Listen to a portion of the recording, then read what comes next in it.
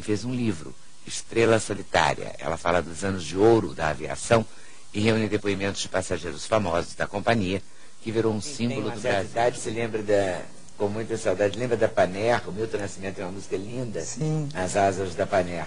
Falta fazer uma para a Varig, né, Cláudia? Porque a Varig foi um escândalo de boa, né? Foi.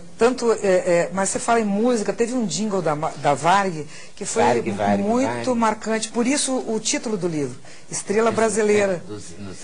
No céu azul, iluminando de norte a sul, mensagem de amor e paz, nasceu Jesus, chegou o Natal. É verdade. A Varig, eu tenho o maior carinho pela Varig. Pelas lembranças, né, as viagens, o conforto da Varig.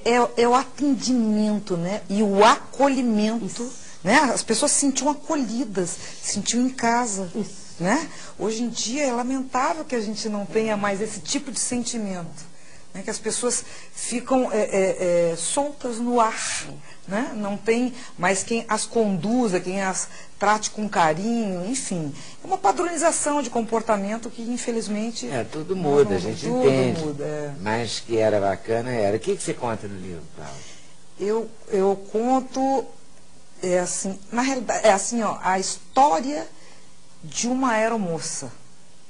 As pessoas têm muita curiosidade, né, sobre o glamour, sobre os voos, sobre onde moramos, o que a gente visita. Então, como eu tive a oportunidade de morar em Hong Kong, em Madrid, em Los Angeles, esse livro aborda justamente essa experiência de eu ter vivido em Hong Kong fazendo voos para a África, depois a experiência de ter vivido em Los Angeles fazendo voos para Tóquio e Nagoya. E, além do que, eu abordo também toda a parte do Brasil. Qual é o impacto cultural que uma pessoa oriunda de Porto Alegre, com 19 anos de idade, tinha ao visitar esses lugares, né? Então, são as abordagens de impactos culturais, não só em termos brasileiros, mas o que você impactava quando você visitava uma cidade no exterior. E o que isso revertia para a gente. E, logicamente, o que é fidelizar cliente, a história da Varig, que é, na realidade, a coluna dorsal do livro, né? Sem se transformar num tema chato e tampouco sem ter a audácia de transformar o livro em uma autobiografia, porque, afinal de contas, não é esse o propósito. Cláudia, você entrou muito jovem, 19 anos? 19 anos. Você queria ser? Olha, eu queria mesmo era ser médica, mas eu tinha um tio que ele era comissário de voo. E aquilo me excitava ver ele conversando assim. Hoje eu trouxe, ele falando para o meu avô, hoje eu trouxe para você uma colônia Lancaster, eu comprei lá em Passo de los Libres. E ele contava como ele voava DC-3 na época. E aquilo, eu disse assim, andar nos ares. Ficou aquilo e eu guardei no subconsciente. Em um dado momento eu estava trabalhando e aí eu li no jornal que estavam abrindo vagas para aeromoça. E eu dei uma desculpa esfarrapada lá no trabalho e fui. E aí eu falei para minha mãe, mas como eu era menor de idade, na época era 21 anos a maioridade, né? E ela disse assim, ela confessou, com os olhos brilhando, ela disse, ai, seria tudo que eu gostaria na vida, mas eu jamais tive essa audácia porque meus pais não permitiriam. E você vai realizar meu sonho. Então ela me deu toda a força, ela emancipou, ela permitiu que eu interrompesse, eu estava fazendo o colegial na época, né? E eu vim para a Varig, assim, satisfeitíssima primeiro, eu sempre tive um espírito aventureiro, eu queria conhecer outras coisas, sou muito observadora, então eu nunca tinha entrado num avião. A primeira vez que eu entrei foi justamente para vir para o curso da Varig. E aí foram experiências, foram 30 anos maravilhosos. Delicada, ela tinha a louça dourada para o jantar e a prateada, aquela borda, né? A borda prateada para o café da manhã. Então, é o requinte, né? O detalhe. É aí exatamente que entra a fidelização. Como é que você conquista um cliente? Porque Rubem Berta, ele teve uma visão fabulosa na medida em que não existia marketing e ele já era um marqueteiro de marca maior. Introduziu o estrogonofe no Brasil, porque tinha um russo que, para as inspetoras de voo, ele mostrou o prato e disse, agora vocês vão experimentar. Aí elas gostaram, a Varig introduziu a bordo e surgiu no Brasil. Então tem 1000 curiosidades nesse livro que eu conto. Você fez uma carreira. Fiz e tem uma carreira, né? Você começa como comissária, claro. tipo voo ponte aérea. Como é que é a carreira? Na minha época, né? Como é que foi? Eu entrei como comissária auxiliar. Primeiro fiz o curso que duravam 3 meses, que tinha até aulas de parto mesmo, né? Na casa da mãe pobre. E entre outras matérias, califasia, para você aprender a falar com dicção adequada nos espíritos, enfim. Mas aí depois desses 3 meses nós fazíamos cursos, voos de observação na ponte aérea. Depois, na minha época, comecei a voar. O primeiro voo foi um Rio Belo Horizonte de Avro. E depois eu já fui para o Eletra, que é a minha paixão. Do Eletra, sempre de auxiliar. Nessa época tinha uma divisão na Nacional. O chefe de cabine era sempre homem? Sempre homem. Aí depois, isso foi conquistado nos anos 80 somente. Depois nós passávamos para auxiliar do 707 na econômica, depois ia para a primeira classe. Aí quando chegaram os DC-10, a gente passava para o DC-10. E aí depois, dentro do DC-10, é que foi estabelecido que as mulheres poderiam concorrer a cargo de chefia.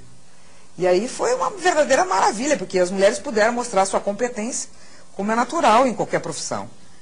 E depois disso, então, nós chegamos a supervisora de econômica, depois de executiva, depois de primeira classe. Para depois, o fato de morar em Hong Kong foi, assim, um grande aprendizado.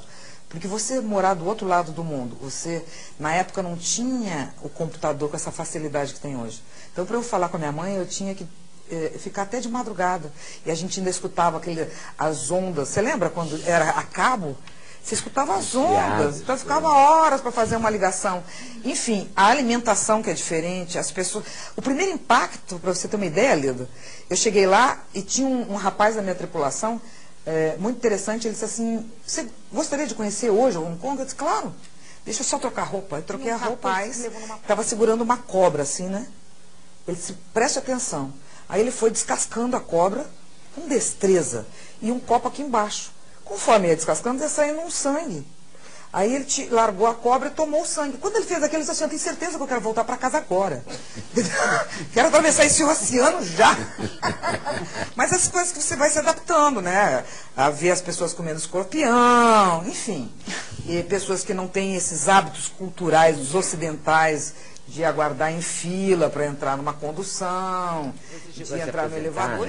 Aposentei. Eu fui a 3ª torre. Eu aposentei no dia 11 de setembro de 2001. É mesmo? Uhum. E quando é que termina a Varig? 2006. E aí você conta um pouco, porque há histórias muito tristes, né? Sim, sobre as pessoas sim, inclusive do fundo de pensão. Do fundo de pensão. Que hoje passa uma maior dificuldade, não tem dinheiro para comprar sequer os medicamentos. A maioria sem plano de saúde. É muito triste a gente ver que é uma empresa que representou o Brasil, e o Ivo Tanguy é uma das pessoas que dá depoimento nesse livro, que ele fala que era uma coisa tão especial, né? Como que deixaram isso acontecer. Então essas pessoas que ele chama de embaixadores do Brasil, e éramos, né? Porque quantas divisas a gente trouxe para o Brasil, né? E essas pessoas passarem por isso hoje é muito triste, é lamentável. Não, eu chorei quando acabou a Varig, porque assim, antes de conhecer, quando eu morei em Paris, antes de conhecer a embaixada, eu queria saber onde estava a Varig. Não era a Champs-Élysées, a loja da Champs-Élysées? A gente queria saber isso. O Chico Buarque, ele também no depoimento nesse livro, ele comenta justamente isso. Que na época que ele estava exilado, aquilo era a embaixada do Brasil. Né? As lojas da Varig em Roma e em Paris, elas concentravam essas pessoas que iam lá, porque sempre tinha jornal, revista, cafezinho, então as pessoas iam lá conversar. E é lógico que os funcionários da Varig, nós chegamos a 27 mil pessoas, eles ficaram órfãos, mas órfãos mesmo ficou o Brasil. Né? Que hoje em dia a gente não tem uma empresa daquela tem mesmo. Né? Daquele porte, da maneira como as pessoas eram acolhidas. A delicadeza. Exatamente. Tudo, a delicadeza de atendimento, a comida que não era aquelas... Você já deve ter ouvido falar em Alice Klaus. Sim, Alice Klaus foi a responsável pela escola de formação dos comissários. Era de um rigor germânico, mas com uma alma fabulosa. Então, nesse curso, nós tínhamos curso de etiqueta. A Varig se resume, eu acho que para todos os tripulantes, comissários de voo, entre antes e depois da Varig, AV e DV. porque você adquire elegância, você sabe como lidar com as pessoas, você sabe como conquistar as pessoas, né? Então, esse aprendizado todo, a partir do momento que terminaram com a escola de formação de comissários, foi um tiro no pé. Porque aí você pega pessoas formadas em outras escolas, que não tem nada a ver com a filosofia da empresa, e as coloca trabalhando todos juntos. Logicamente, a qualidade cai. Então, eu tinha que recuperar isso. Meu Deus, entrei numa depressão. Romance autobiográfico, muito bom. E aí você conta toda essa história, ouviu vários usuários da Varig. Sim, você falou no Pitangui, vários. no Chile. Uhum. Nossa estrela brasileira, Cláudia Vasconcelos. Pois é. Aqui, ó, o livro já está nas melhores casas do ramo. Sim, com certeza. E que para quem tiver dúvida é só entrar aestrelabrasileira.blogspot.com, que ali eu faço, tem fatos e fotos e textos, enfim. E aqui eu trouxe uma lembrancinha para você. Olha que simpático, a bolsa da Estrela Brasileira.